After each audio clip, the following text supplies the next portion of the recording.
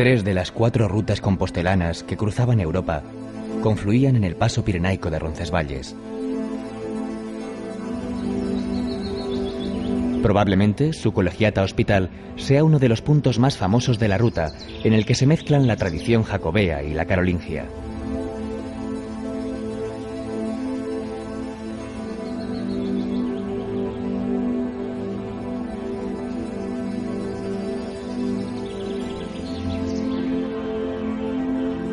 También de estilo gótico es la Capilla de Santiago o de los Peregrinos, la primera advocación jacobea que encuentra el peregrino al llegar a España.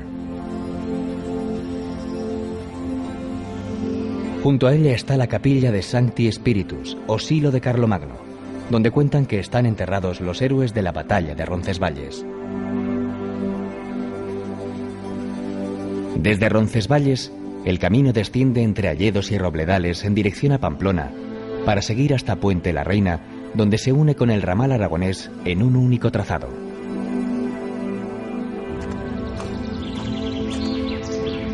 Los peregrinos entran en Pamplona por el puente de la Magdalena sobre el río Arga.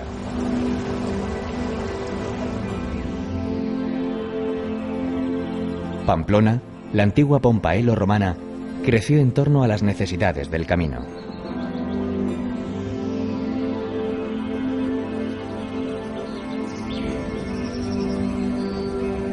La Navarrería era la antigua villa habitada por población autóctona, a la que se añadieron los burgos de San Fernín y de San Nicolás, ocupados por francos y otros emigrantes, favorecidos por los monarcas con el objetivo de repoblar Navarra.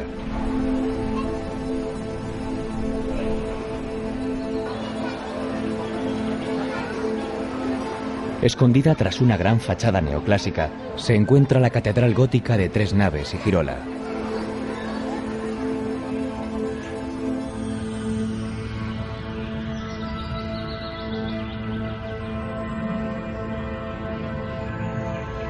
Después toca reemprender el viaje por el camino que conduce a Cizur Menor, con una restaurada iglesia sanjuanista.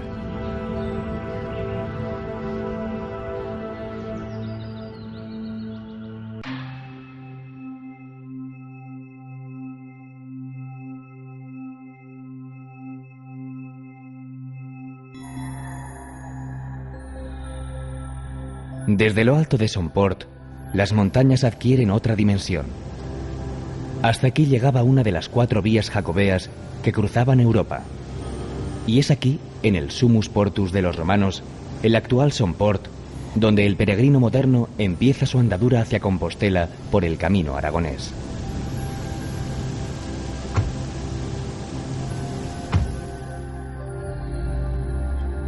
La ruta desciende entre bosques caducifolios y praderas que se abren a la ribera del río Aragón.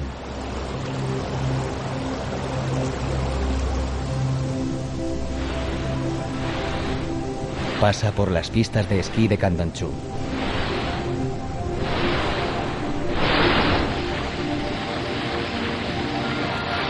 Contrasta con el abandono del magnífico edificio modernista de la estación de ferrocarril de Canfranc, en funcionamiento desde los años 20 hasta los 70 del siglo pasado.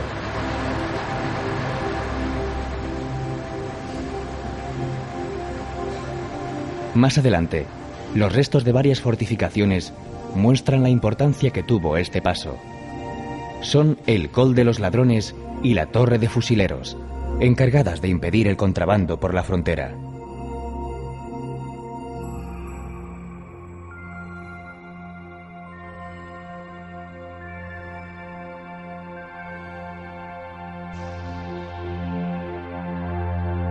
En Jaca espera al visitante su catedral, la primera edificada en España en estilo románico.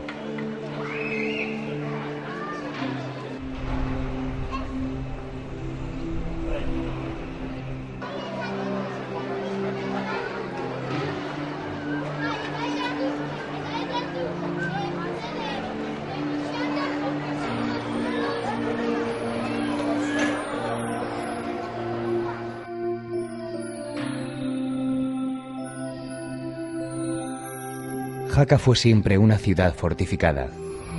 Buena muestra de ello es su ciudadela con forma pentagonal, construida entre los siglos XVI y XVII para defender el territorio de invasiones francesas.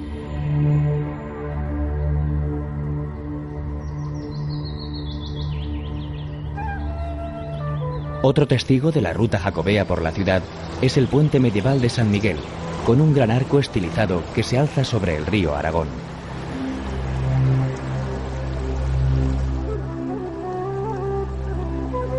Tanto en verano como en invierno, la población de la ciudad se duplica con visitantes que llegan atraídos por los parajes del entorno y la variada oferta de deportes de aventura que ofrecen sus montañas, ríos y barrancos.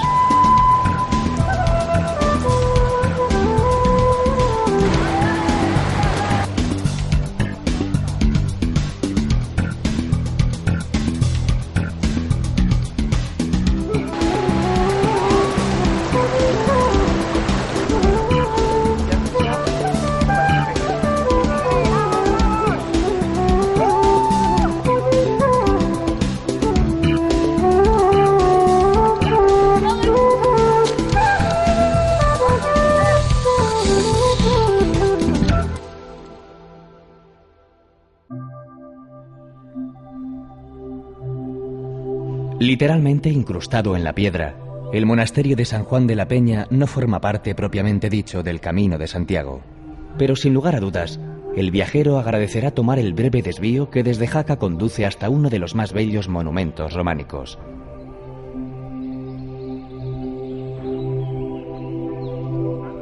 Comenzó su construcción en el siglo X. La primera edificación es de estilo mozárabe y sobre ella se levanta el templo románico, con un asombroso claustro que tiene como única cubierta las rocas del Monte Pano. Según la leyenda, en este perdido cenobio de las montañas de Huesca estuvo custodiado durante 300 años el Santo Grial, traído desde Roma por San Lorenzo para que no cayera en manos de los paganos.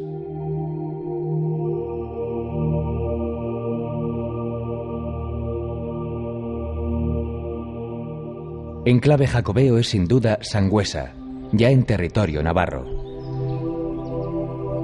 Fue Alfonso el Batallador quien propició el desarrollo del burgo y pronto se desviarían por aquí los peregrinos encaminando sus pasos por la Rúa Mayor. Testimonio de esta floreciente actividad son sus templos, casonas y palacios. Aunque basta con admirar la contundente estampa de la iglesia Santa María la Mayor para hacerse una idea de ese pasado esplendor.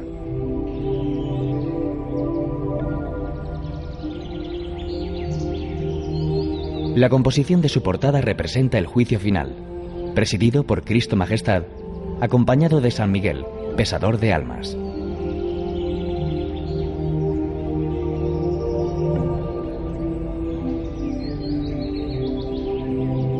Llama la atención entre sus figuras el Judas desnudo y ahorcado.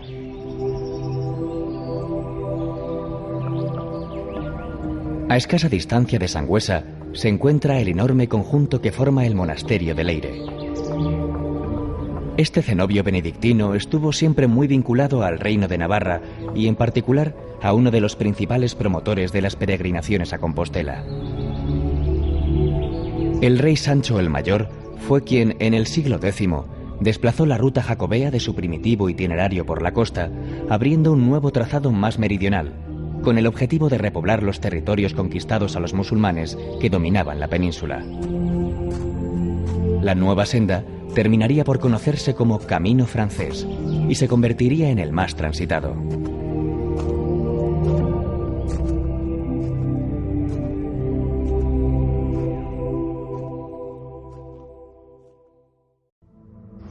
Bajo la atenta mirada del Pico Ori, se despereza uno de los hayedos más emblemáticos de Navarra. Bosque encantado para algunos, una de las mayores masas forestales de Europa para otros, la selva de Irati se alza en la cabecera del río que le da nombre, en los valles de Aezkoa y Salazar. Su más conocida estampa se produce en otoño, cuando saca la paleta de colores ocres y amarillos, y sus suelos se visten de hojarasca.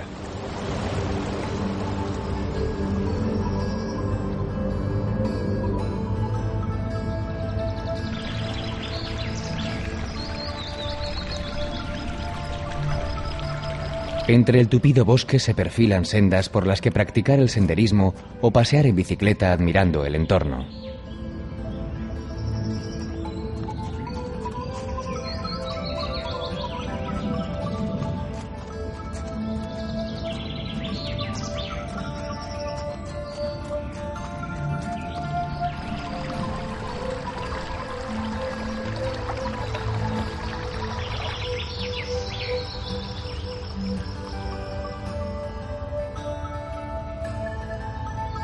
En el espeso corazón de esta selva se abre el gran claro del embalse de Irabia, construido en 1921 para producir electricidad y permitir la flotación de los troncos de madera que por aquel entonces se bajaban en forma de almadías hasta el Ebro.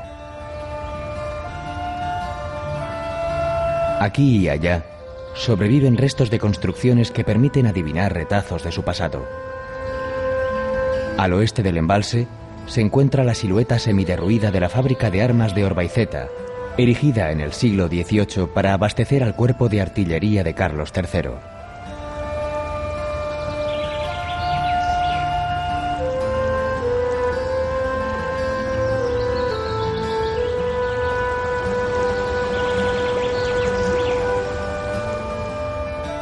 La estación megalítica de Azpegui muestra un rosario de dólmenes y cromlechs, las grandes piedras alineadas en círculo por el hombre primitivo, quizá para construir un santuario.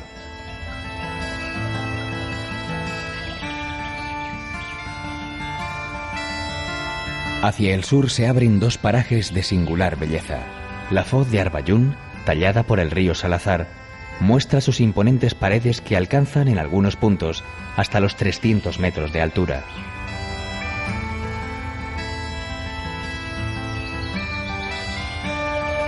Para visitar la foz de Lumbier, se aprovechan los túneles que se excavaron en las rocas para permitir el paso del ferrocarril maderero, el primero eléctrico en España, que con el nombre de Irati fue inaugurado en 1922 y funcionó durante 4 décadas.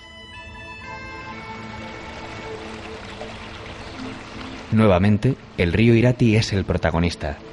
Ha ido excavando un espectacular desfiladero sobre las calizas del extremo occidental de la Sierra del Eire, en la zona media de Navarra, entre el valle de Salazar y la Sierra de Izco. Es una comarca soleada, de clima mediterráneo, con abundante vegetación que crece en los roquedos y una importante colonia de buitres leonados que sobrevuelan constantemente su espacio, vigilando como nadie las numerosas pendientes, cortados y altozanos que conforman esta hondonada natural.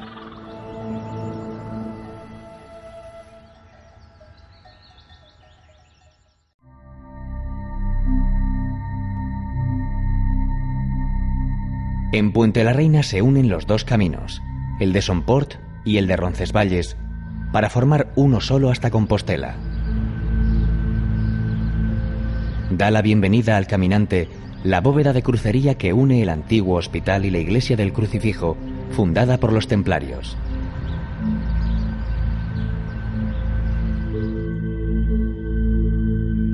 En su interior se venera una talla gótica del crucificado, traída hasta aquí por un viajero germano.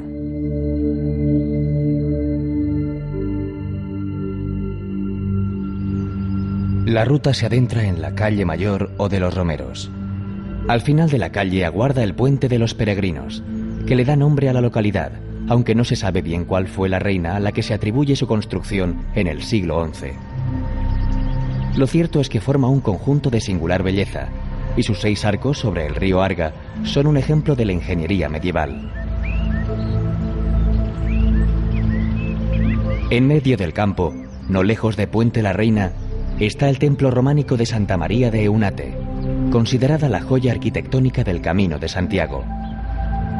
Su originalidad reside en la galería porticada y sin techo que la rodea por completo. Parece ser que fue capilla funeraria, como lo demuestran los enterramientos que se han encontrado en su interior, aunque no faltan los que aseguran que su construcción se debió a la Orden del Temple, por la gran cantidad de símbolos templarios que alberga.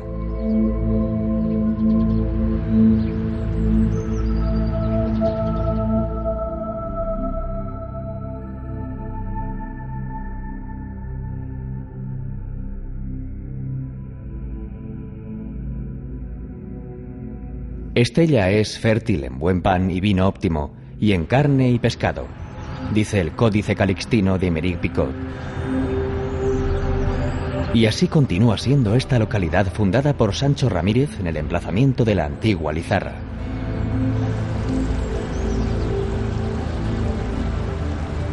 Ciudad para la peregrinación, su nombre indica que estamos en el camino de las estrellas, o Vía Láctea, como se conoce a la ruta jacobea. Porque desde cualquier punto de ella que se mire al firmamento, la constelación marca la dirección de Compostela. Los peregrinos entraban en la villa por la parroquia de San Miguel, con portada románica.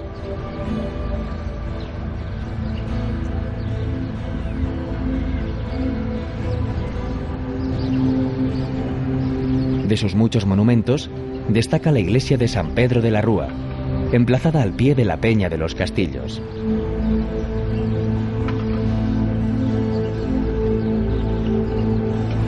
Con portada de influencia morisca y cisterciense del siglo XIII, quizá lo más interesante de este templo sea su claustro románico con arcos de medio punto sobre columnas pareadas con capiteles historiados.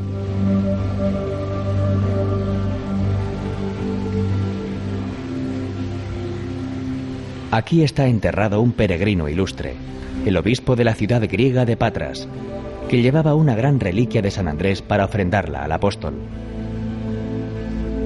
Desde entonces, San Andrés se convirtió en el patrón de Estella, que lo celebra con animadas fiestas.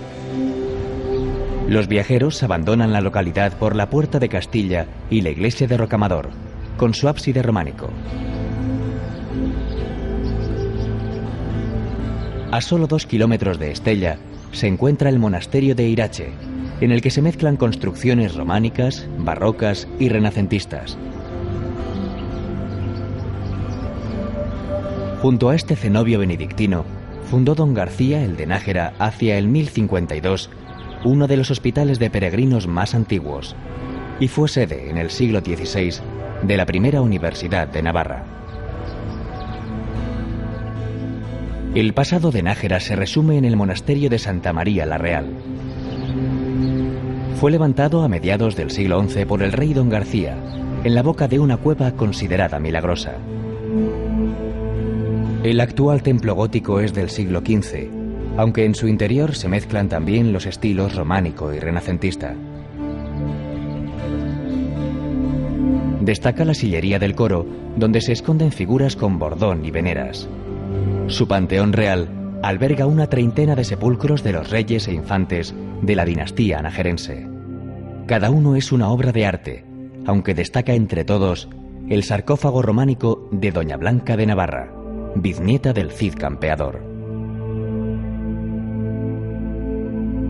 De original belleza es el claustro plateresco de los caballeros, que debe su nombre a que fue elegido por muchos miembros de la nobleza de la zona como lugar de enterramiento de sus restos mortales.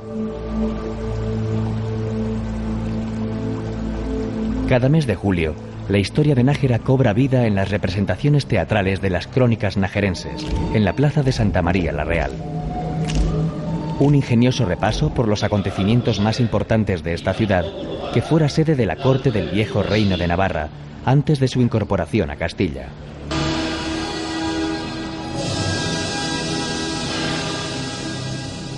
Un ermitaño, Santo Domingo, está detrás de la fundación de la ciudad a la que dio nombre. También otro río, el Oja, y un espíritu solidario, el que le llevó a mediados del siglo XI a trazar calzadas, construir puentes, erigir iglesias y fundar hospitales para los peregrinos a Santiago. El de Santo Domingo de la Calzada está convertido actualmente en parador de turismo. Las celebraciones en torno a su día, el 12 de mayo, rememoran los momentos más significativos de la vida del santo.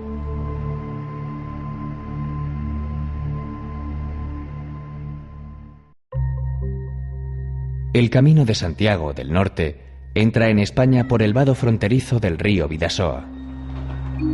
Ahí se iniciaba una ruta que, con los inicios de la peregrinación y el territorio prácticamente en manos de los musulmanes, obligaba a los viajeros a pegarse a la costa en su camino a Compostela.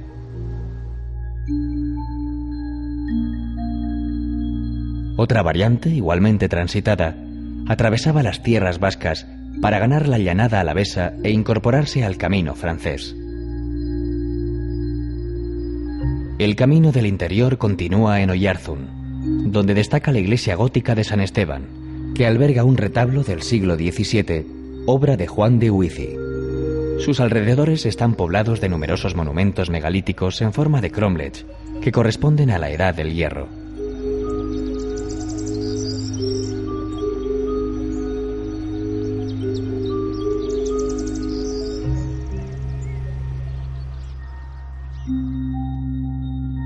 Siguiendo las márgenes del Urumea, la ruta bordea Hernani, una de las villas más antiguas de Guipúzcoa. Tiene en su rico patrimonio artístico la iglesia parroquial de San Juan Bautista, que comenzó a construirse a mediados del siglo XVI.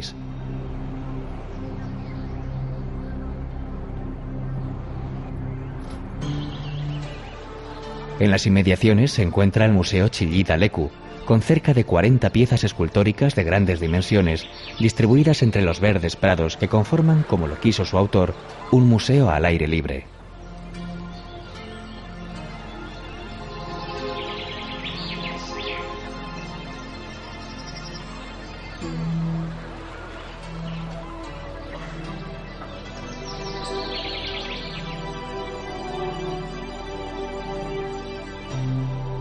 Andoain, en la falda del monte Burunza, tiene una iglesia barroca bajo la advocación de San Martín de Tours, fiel acompañante de los peregrinos a Compostela.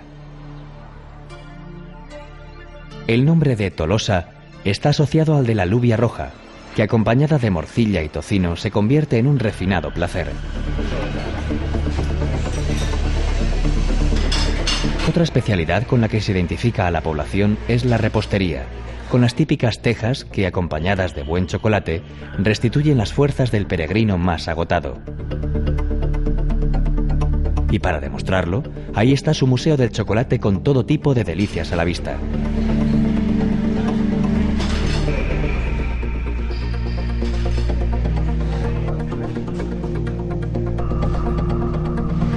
Tolosa tiene un núcleo medieval de calles angostas y palacios barrocos o más antiguos aún, como el de Idiáquez, en el que se alojó en 1538 el emperador Carlos V.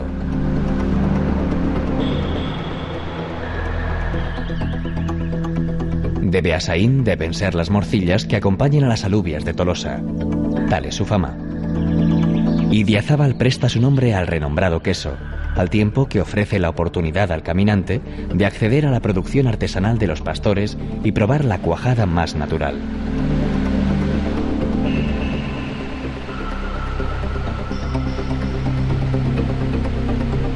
El centro urbano atesora la iglesia de San Miguel, con su extraordinaria portada románica.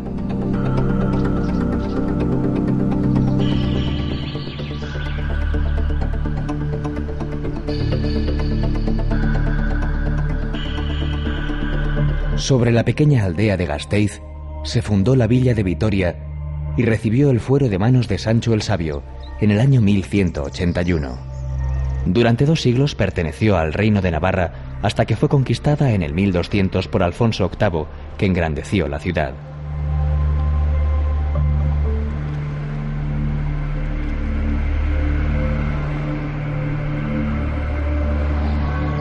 Su monumento más importante es la Catedral de Santa María, de estilo gótico, con 3 hermosas portadas.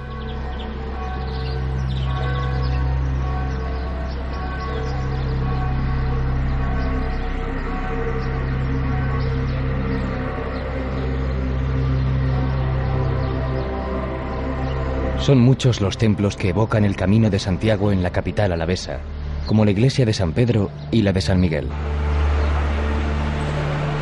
Vitoria-Gasteiz es, como todas las capitales de provincia, un muestrario de la gastronomía de su territorio y, por tanto, el sitio ideal para degustar sus exquisitas especialidades.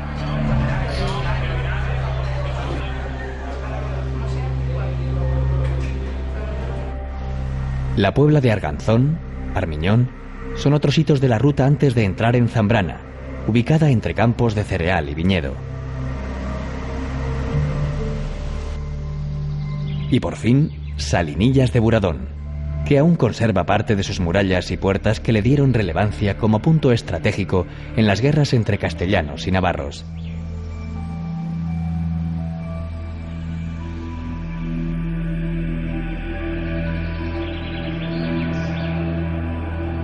A un paso está la localidad riojana de Santo Domingo de la Calzada, donde el viajero que venía del norte se integraba en el tráfico peregrino del camino francés.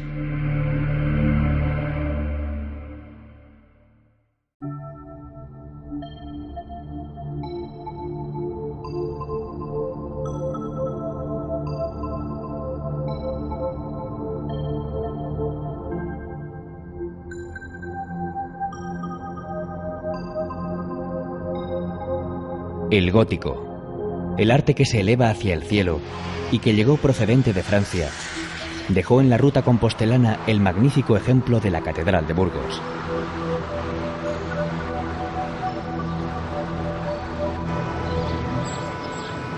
De ella se ha dicho que son dos catedrales unidas, una del siglo XIII y la otra del XV, de la que destacan los famosos pináculos y la torre de la linterna.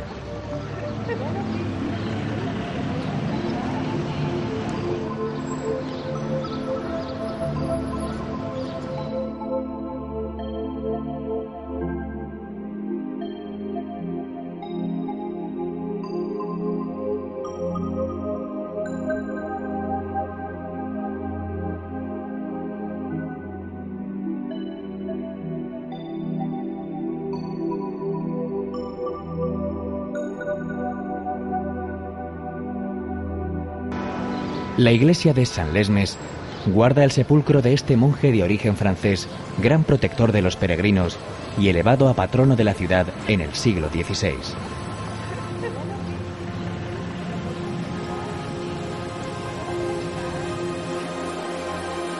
Burgos no nació con la vía, pero sí debe gran parte de su esplendor al asentamiento de comerciantes, constructores, escultores y canteros que llegaban atraídos por el paso de los romeros y los edificios que se levantaban a su paso.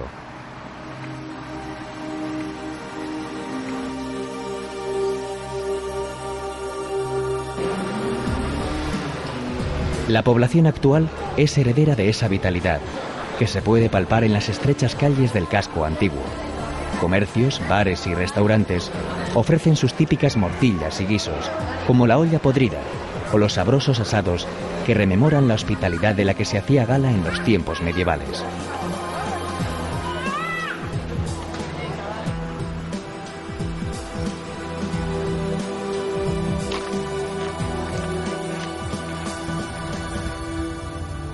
A partir de aquí cambia el paisaje. Se quedan atrás las montañas y se proyecta ante el caminante la austera meseta castellana. Antes de llegar a Castrojeriz, aparecen las ruinas del convento de San Antón. La senda atraviesa el pórtico en el que los frailes antonianos dejaban la comida para los peregrinos. Tenían fama de buenos médicos, especialistas en sanar el llamado fuego sacro o mal de San Antón, una especie de gangrena provocada por un hongo del centeno.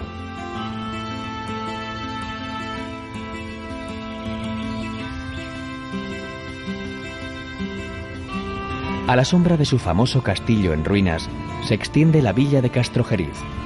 La calle mayor era el camino, y su monumento más notable es la colegiata gótica de Nuestra Señora del Manzano. La Virgen tutelar fue encontrada en el hueco de un manzano, y por milagrera le dedicó el rey Alfonso el Sabio algunas de sus cantigas. Según la leyenda, el lugar del emplazamiento lo indicó el propio apóstol dando un salto desde el castillo en su caballo blanco.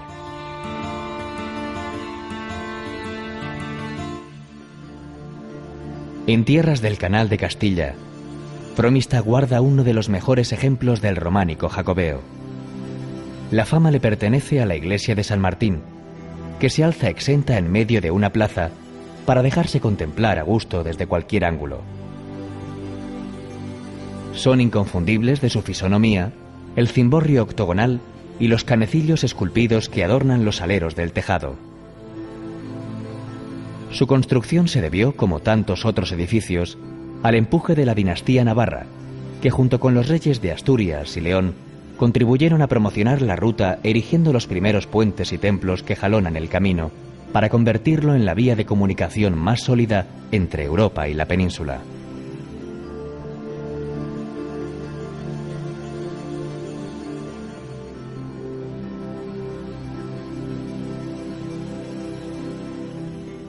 Ricos son también los dulces que confeccionan las monjas del convento de Santa Clara, cuya iglesia está decorada con azulejos de Talavera. Santa María del Camino, con un soberbio pórtico bajo porche cubierto, es el templo más antiguo de la localidad. Se construyó para conmemorar una victoria sobre los musulmanes que libró a Carrión de los Condes de pagar el tributo de las 100 doncellas que aquellos exigían. Siguiendo el sendero de las estrellas por la población, se llega a la iglesia de Santiago, del siglo XII, con un magnífico friso en la fachada que tiene como centro la imagen del Salvador escoltado por los apóstoles.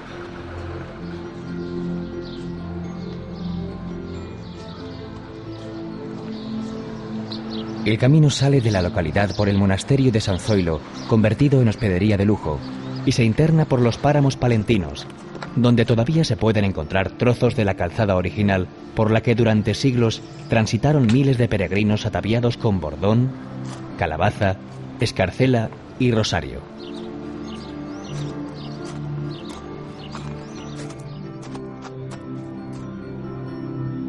Con pan y vino se hace el camino. Una máxima que los monjes cluniacenses del derruido monasterio de San Benito pusieron en práctica con la legendaria cuba de Sahagún, que mantenían siempre llena con buenos caldos para saciar la sed de los caminantes. Sahagún debió de ser una de las ciudades más prósperas de la vía. Fue uno de los focos de desarrollo del arte románico mudéjar, el llamado románico del ladrillo, llegado de la España musulmana.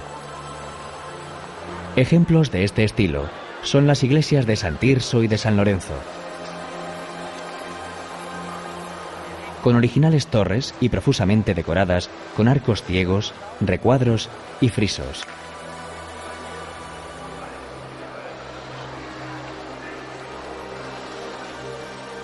En este mismo estilo, ya con mezclas góticas, se edificó el santuario de la Peregrina, que alude a la talla barroca de la Virgen realizada por la escultora sevillana Luisa Roldán. Indica la salida de la población el puente del Canto sobre el río Cea. En sus inmediaciones sitúan las crónicas la batalla entre Carlomagno y el rey musulmán Aigolando. Y la leyenda asegura que las lanzas de los guerreros cristianos florecieron al ser clavadas en la tierra.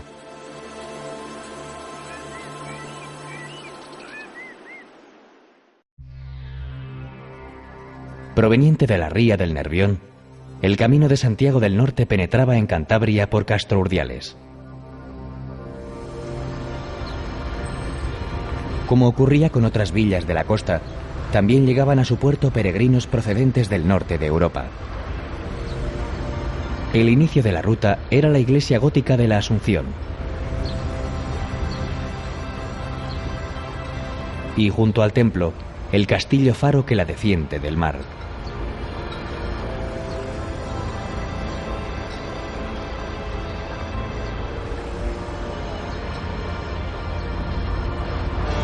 Después de cruzar en barca la ría de Oriñón, los viajeros entraban en Laredo, una población con sabor marinero que cada mes de agosto celebra la Batalla de las Flores, con desfile de carrozas confeccionadas con miles de dalias y clavelones.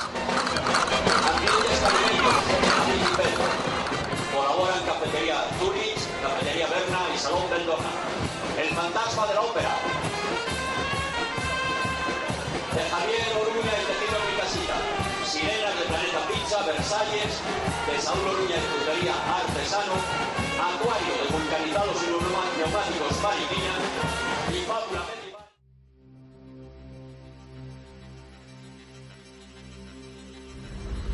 Muchos romeros llegaban a Santander navegando por su amplia bahía en barca. Allí cumplían etapa en la sobria catedral gótica, antaño colegiata de San Emeterio.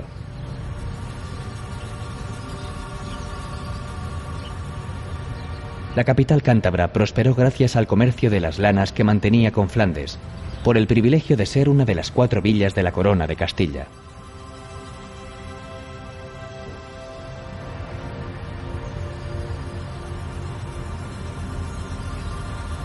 Hoy mantiene su elegancia y señorío junto al mar que la vio nacer y crecer, con sus palacios y balnearios que la convirtieron en el centro de veraneo de la burguesía española.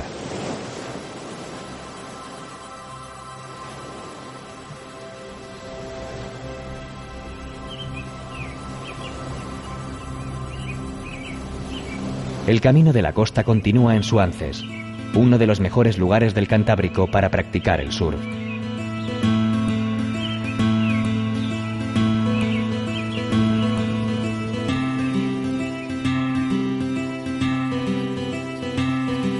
Santillana del Mar muestra todo su esplendor de hace 300 años como si fuera ayer.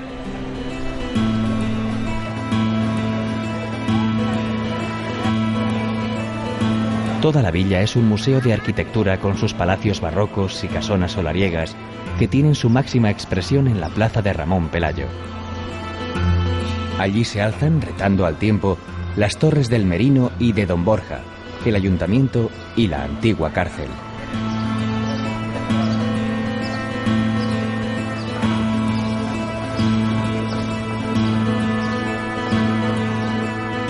Continuando la accidentada senda cantábrica, se llega a la muy real Villa de Comillas. Aunque aquí poco evoca el culto jacobeo, vale la pena hacer una parada para conocer la villa de Antonio López. Con la fortuna que hizo en Cuba, construyó varios edificios de renombre en su localidad natal. Destaca sobre todo la Universidad Pontificia, que sus descendientes donaron a los jesuitas. En lo alto de una colina se enseñorea el Palacio de Sobrellano, la residencia oficial del indiano, convertido en Marqués de Comillas por el rey Alfonso XIII.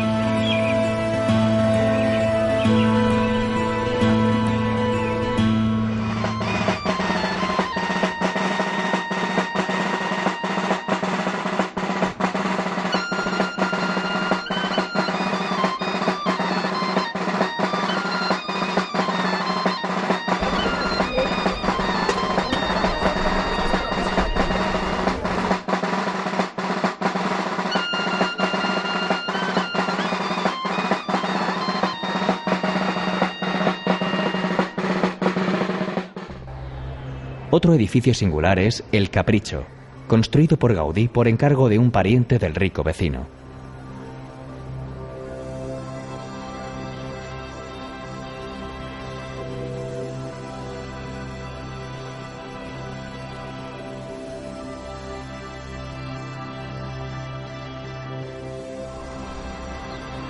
Encaramada en un risco al que separan de tierra firme el mar y las rías, la ciudad medieval de San Vicente de la Barquera soporta la embestida de los tiempos modernos.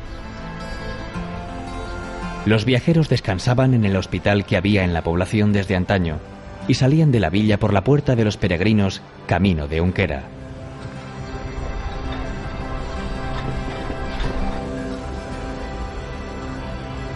Es Unquera el último hito cántabro del itinerario costero.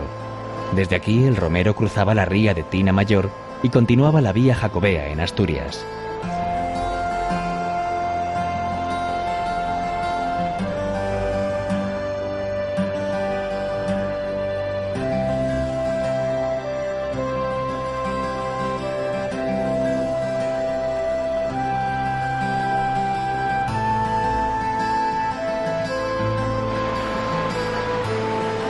Reynosa no se hace esperar para aparecer ante el caminante y con ella el embalse del Ebro, un remanso de paz en estas tierras de larga tradición romana.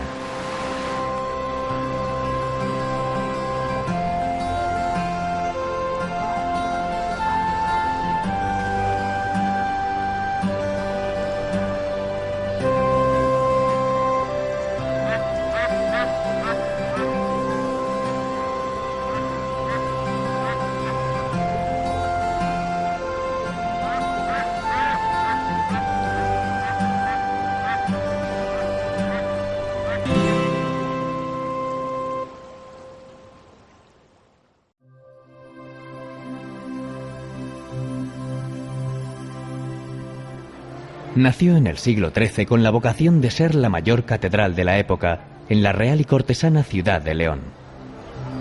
La Catedral de Santa María es el ejemplo más purista del gótico francés en tierra española.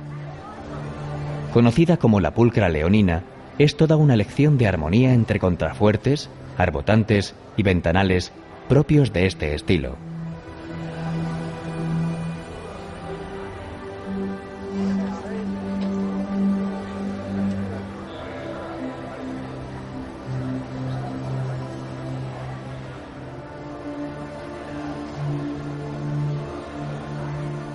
Una vez en el interior, la piedra se convierte en cristal.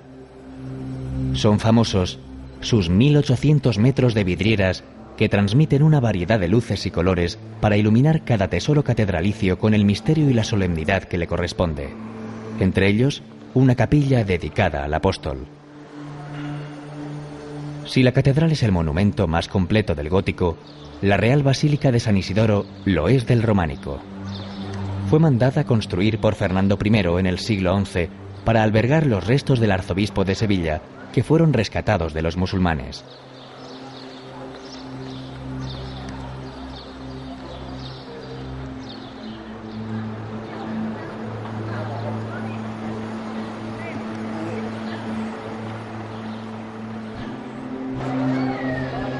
Pero entre uno y otro punto de la ruta, habrá tiempo para degustar los sabores de la calle leonesa, perderse por sus plazas medievales, atisbar por las callejas que se asoman a ellas.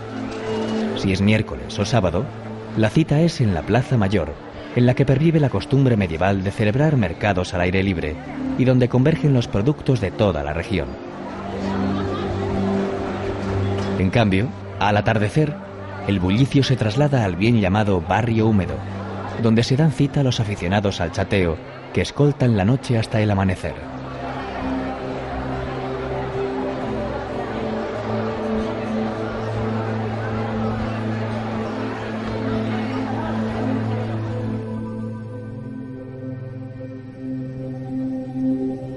La capital del Bierzo debe su nombre a la Ponteferrada, que mandó construir el obispo Osmundo en el siglo XI para franquear el paso a los peregrinos jacobeos por el río Sil.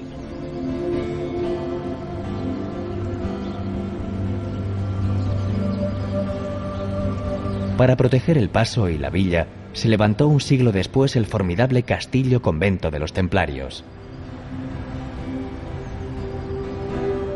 Los símbolos grabados en sus muros y el esquema astrológico que guardan sus 12 torres hacen asegurar a los entendidos que la fortaleza guarda secretos de los templarios en relación con el destino del Santo Grial y el Arca de la Alianza.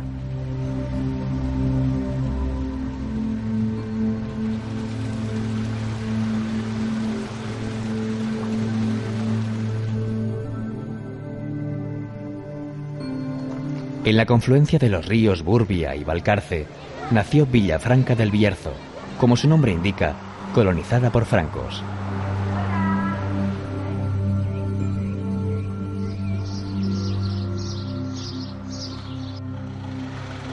La empedrada calle del Agua marcaba el paso de los viajeros de la Concha hacia el casco urbano, en el que fueron surgiendo iglesias y hospitales para atender sus necesidades. La Colegiata de Santa María, del siglo XVI, está levantada sobre los terrenos que ocupaba el desaparecido monasterio de la Orden de Cluny, que tanta importancia tuvo procurando ayuda y sustento a los peregrinos.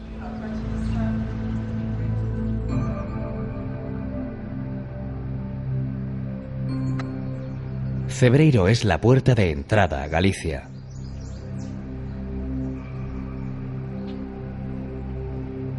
La historia de esta pequeña aldea se pierde en los orígenes del camino allá por el siglo IX, cuando surgió como uno de los primeros lugares de acogida de peregrinos.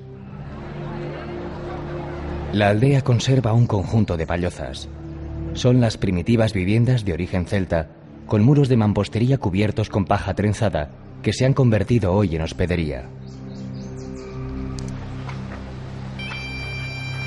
En el siglo XI se fundó aquí la iglesia de Santa María la Real, donde se venera una talla románica de la Virgen titular.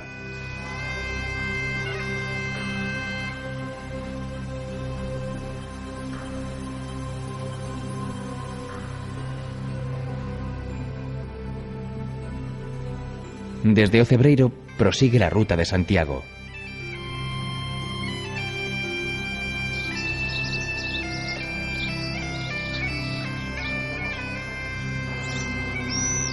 La villa medieval de Melide fue repoblada por mandato de Alfonso IX en el siglo XIII. De aquella época conserva la portada de la iglesia románica de San Pedro, integrada en la capilla de San Roque. A su lado se levanta uno de los cruceros más antiguos de Galicia.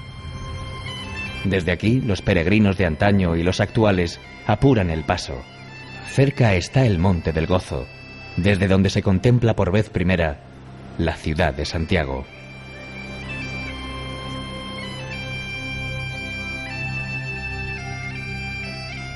Al fin, Santiago de Compostela.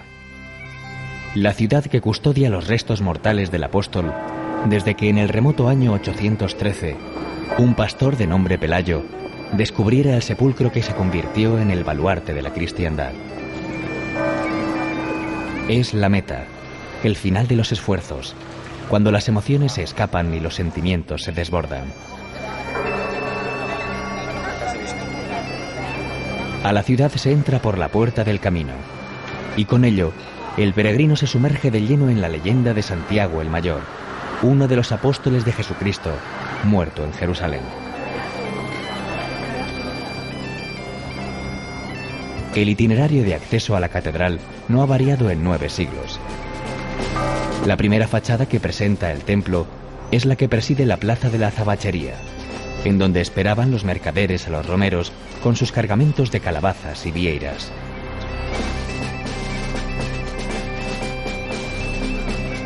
Desde aquí se pasa a la plaza de la Quintana o de los Literarios, en la que se alza la catedral por la Puerta Santa o del Perdón, del siglo XVII.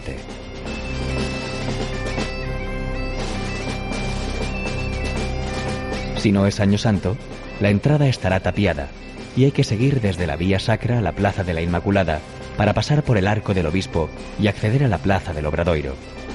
Este es, sin duda, el mejor escenario de la ciudad, delimitado por el Hospital Real, hoy Hostal de los Reyes Católicos, el Palacio Rajoy y el Colegio de San Jerónimo. Y en medio de todo, la catedral. Dice sobre ella el improvisado guía medieval Aymeric Picot: quien la recorre, aunque esté triste, se vuelve alegre.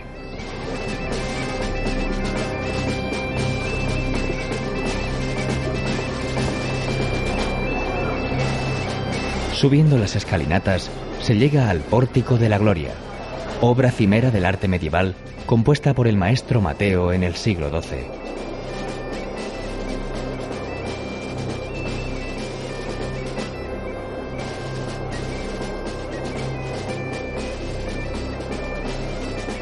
Aquí termina esta aventura, tan milenaria como actual, tras los pasos de millones de peregrinos que a través de los tiempos emprendieron la búsqueda de la tumba jacobea guiados por las estrellas, creando uno de los itinerarios culturales más importantes del mundo, el Camino de Santiago.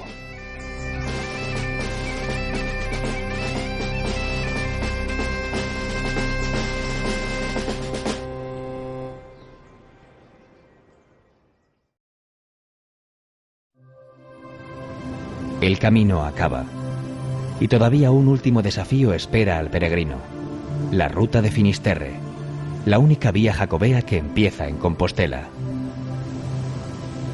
Casi desde el descubrimiento del sepulcro del apóstol Santiago en el siglo IX, peregrinos de todos los tiempos y procedencias decidían continuar su viaje a la Costa de la Muerte, en la zona más occidental de Galicia, frente a las bravas aguas del Océano Atlántico. A su encuentro se despliega una tierra llena de contrastes: pequeñas rías, ensenadas, acantilados de vértigo, junto con extensas playas. Atesora sus tradiciones en las manos de las palilleiras, que mueven con sabiduría ancestral los bolillos, haciendo crecer como por encanto refinados encajes.